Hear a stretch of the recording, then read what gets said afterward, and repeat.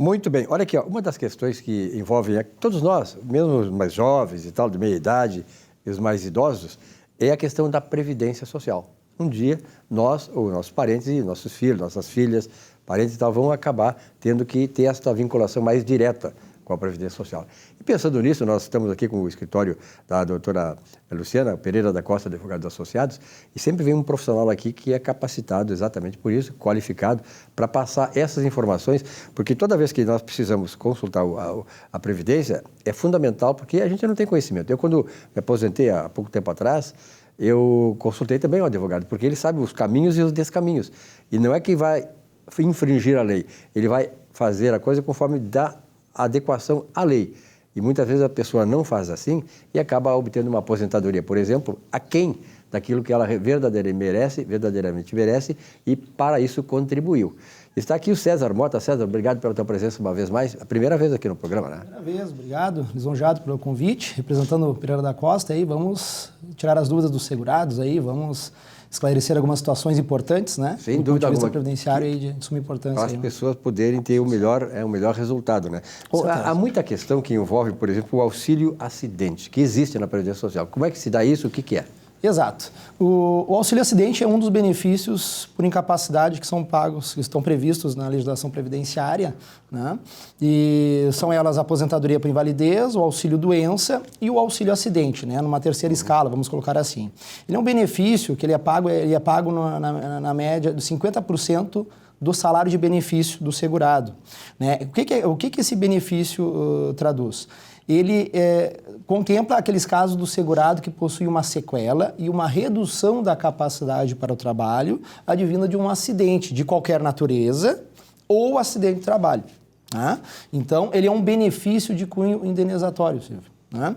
Ele é o único benefício da Previdência, eu te diria, e para os demais segurados que estão nos assistindo, que ele, na verdade, por ter um cunho indenizatório, ele não impede que o segurado esteja trabalhando, né? De forma adaptada ou não. Ele tem a capacidade de trabalho reduzida. Exatamente. Ele ganha 50% da média do benefício. Por exemplo, digamos que o salário de benefício dele seja R$2.000 no cálculo da média.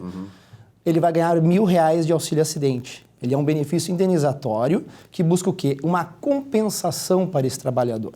Ele vai ter se afastado, gerou um fato gerador, um acidente, seja de qualquer natureza ou acidente de trabalho. Ele vai se afastar um tempo, quando ele necessita, né, ficar em auxílio-doença. E quando ele toma alta deste auxílio-doença, ele deve receber, a partir da cessação do benefício do auxílio-doença, o auxílio-acidente. É um benefício indenizatório, ele não impede o trabalho. Ele provavelmente, em muitos casos, o segurado ele está readaptado numa outra função ou mantém a mesma função, né? E recebe isso por uma compensação, porque ele não está na mesma escala do colega dele. Por exemplo, um auxiliar de depósito, né? Sofri um acidente, né? Perdi um dedo, por exemplo. Fiquei com a sequela e a redução da capacidade.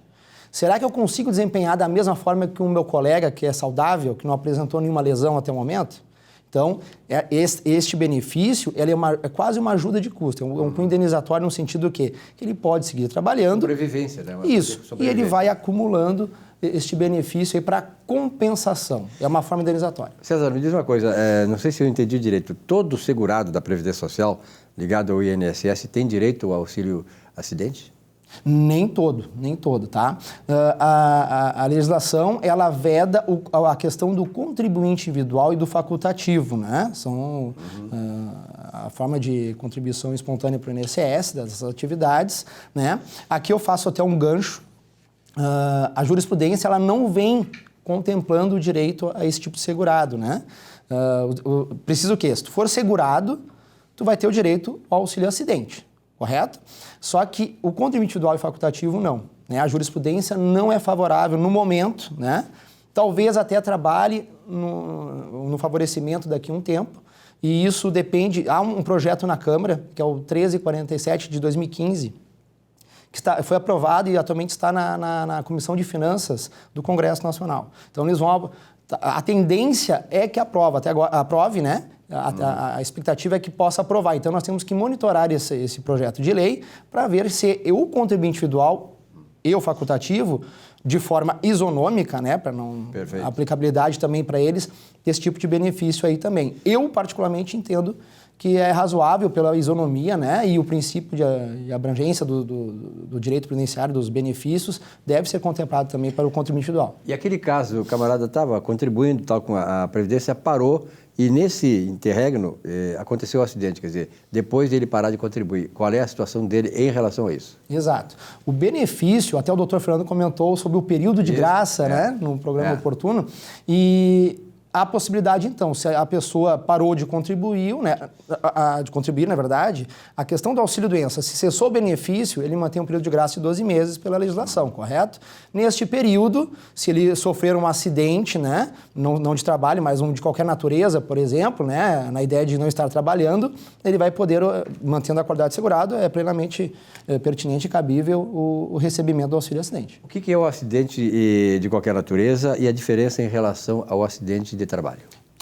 Silvio, de forma bem resumida, o acidente de qualquer natureza dá uma ideia de um acidente de forma geral, uma ideia de lazer, né? Por exemplo, alguém está pedalando no domingo, lazer, no parque, capota a bicicleta, fratura, dá uma lesão no joelho, por exemplo, né? Estava no lazer, domingo, fora do ambiente de trabalho. E aí já está a resposta do acidente de trabalho, a diferença. Você trabalha vinculado ao local de trabalho, né? Com nexo causal, né? Vinculado ao trabalho que está exercendo. E quando é que termina um e outro? Quando é que cessa o auxílio? As possibilidades de auxílio, no caso de morte, né? São duas hipóteses, na verdade. Um é na hipótese da morte do segurado e a outra é na hipótese de obter a aposentadoria por tempo de contribuição especial por idade, né? E da própria invalidez. Ela incorpora, inclusive, no período básico de cálculo, os valores percebidos de auxílio-acidente, se benéficos, né? Eles incorporam no cálculo da futura aposentadoria, tá?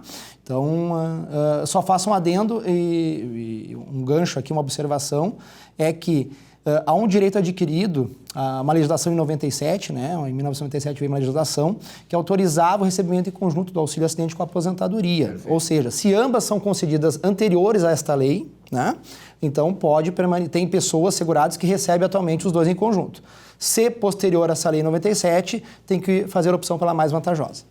Perfeito. Eu acho que, de certa maneira, esclarecemos muitos pontos, né, que poderiam estar em dúvida para você que está nesse processo, ou então vai um dia entrar, né, para ter esse esclarecimento. Mas eu sempre digo o seguinte, consulte um advogado especializado na área da Previdência, que são muitas leis e tal, e você fazendo isso, ele vai indicar o melhor caminho dentro da legislação, aquilo que mais você puder tirar de benefício justificado, né, César?